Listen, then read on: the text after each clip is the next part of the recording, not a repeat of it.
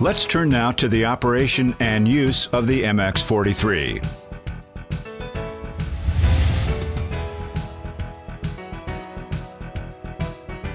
The MX43 controller has 8 measurement lines and can accommodate up to 32 detectors over the 8 zones represented by the columns of LED indicators. Each zone is equipped with an LED power indicator,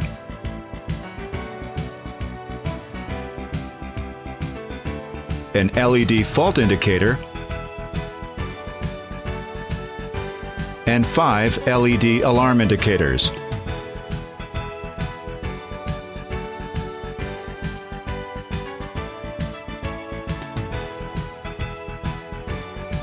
A specific LED indicator signals system faults, and the power indicator blinks when the system is operating on battery power.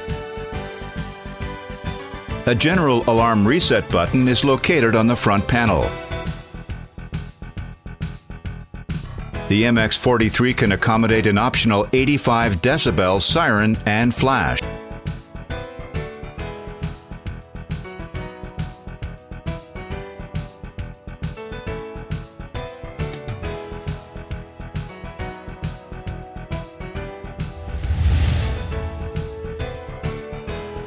The MX43 display indicates instantaneous gas level readings from the detector, along with the unit of measurement and the type of gas.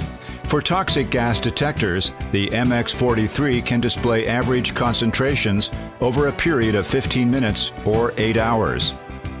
In this area, you'll see the detector's measurement range, the gas being detected. Here we can see a reading of 0 to 300 ppm of carbon monoxide, and a description of the detector, which in our example reads North Door. Detector addresses are displayed to the right of the screen. Here line 1, module 3. The barograph charts gas against a measurement range with the controller's preset alarm thresholds clearly displayed, shown here at 25, 19, and 17. Underneath the reading, the detector and system statuses are displayed. The lower portion of the screen consists of 5 contextual keys. The function of each key changes in relation to the screen being displayed. By default, when the display is configured in static mode, pressing the previous detector or next detector buttons allows you to navigate between detectors. To simultaneously display multiple detectors, simply press C4 detector, C8 detector, or C16 detector. Press C1 detector to return to the initial screen.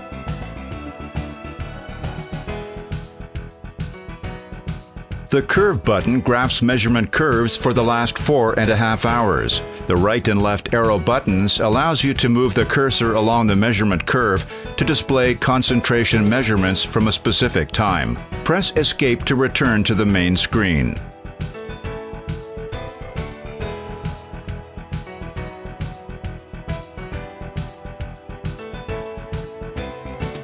If the internal buzzer is triggered because of a gas level measurement that exceeded alarm thresholds, the alarm LEDs corresponding to that zone will switch to red. The line triggering the alarm will switch the display into inverse video mode. If multiple detectors have triggered alarms, they will be rotated through the display.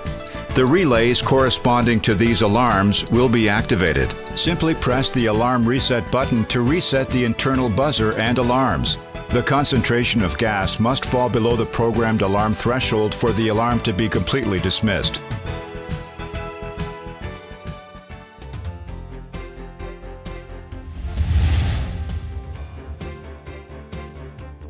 Now, let's go back to the menu key. Press this key once to display the main menu on the left and the secondary menu on the right. Use the 5 keys to navigate through the menus or exit the menus by pressing Escape. The first System menu allows you to access information about the controller operating system, configure passwords for sensitive menus, set the internal date and time, and manage display and language option for the controller.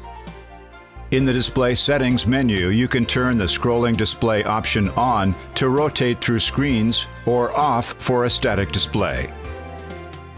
Turning off the by zone option allows you to simultaneously display multiple detectors from any zone. This can be useful when you have a single detector per zone and you want to display all 8 values at the same time. When the mode is set to on, only detectors in the same zone can be displayed simultaneously.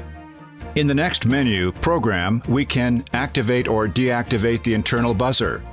Select Tag Set, change the alarm thresholds, and reconfigure the optional RS-485 output available with the MX43. Let's watch how to change the description of a detector.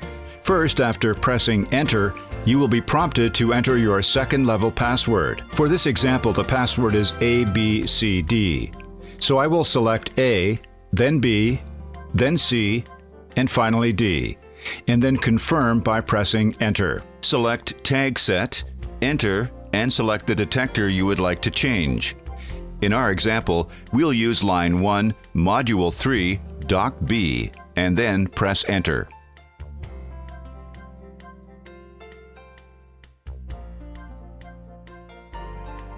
To delete a character, use the arrows to select Delete and then press Select.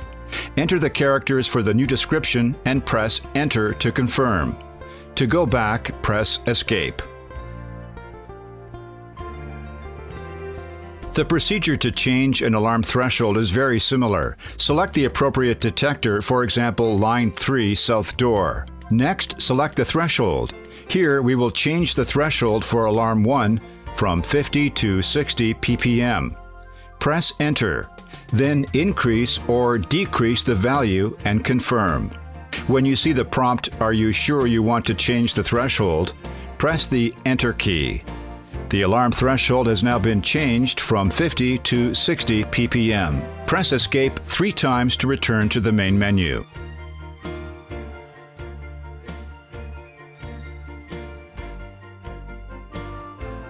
The calibration menu is reserved for authorized, trained personnel because it may compromise detection reliability. Oldham operates its own training center. For information about training, please contact us by email at the address that's being displayed.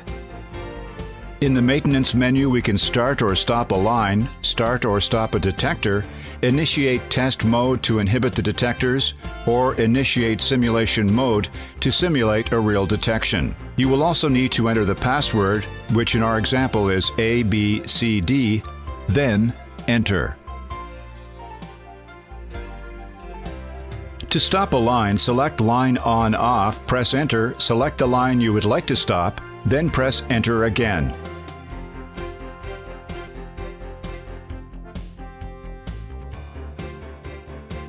When you see the prompt, "Are you sure you want to stop the line?" press Enter to confirm or Escape to cancel. Stopping a line will cut off power to the line and all of the modules connected to that line. The controller will indicate that stopping a line may block relays and analog outputs.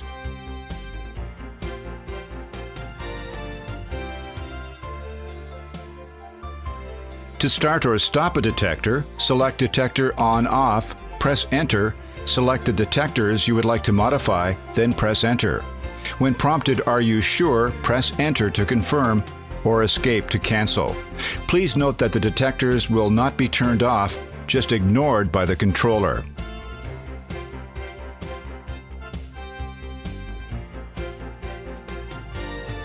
Press Escape to return to the main menu. The simulation menu allows you to simulate alarm level gas detection with real relay activation without injecting gas into the detectors. After pressing Enter, the controller will display a warning that gas detection will not take place during the simulation. Press Enter, then simply select the detector and increase the measurement value until you exceed the desired threshold and trigger an alarm.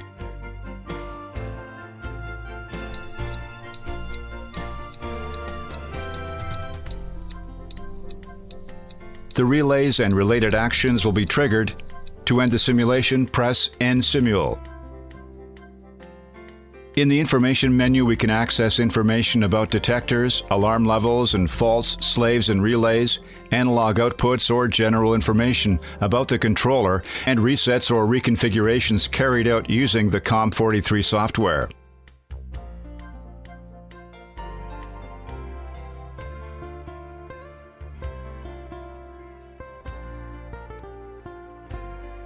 In the detector's information screen, we can look up the identity of a detector and its range, type of gas, address, most recent calibration, latest sensor exchange, wear rate percentage, and information about alarms 1, 2, and 3. Please note that the closed padlock indicates that the alarm threshold must be manually acknowledged. In the event information screen, we can find the alarm's records file, which lists the last 512 alarm events, including the name of the detector, the alarm thresholds, and the date and time the alarm was activated, on, and deactivated, off.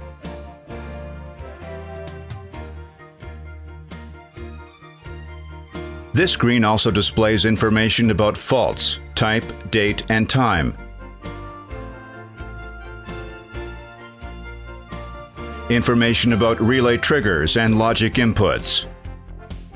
Information about system operations such as activation of the simulation mode.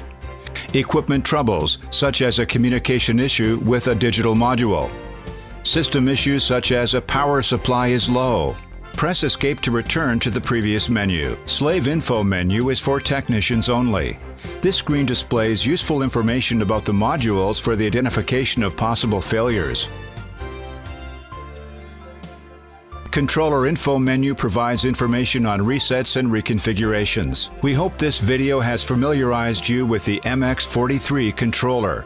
We remain available for any information by phone at 333-2160-8086 or by email at support@oldhamgas.com.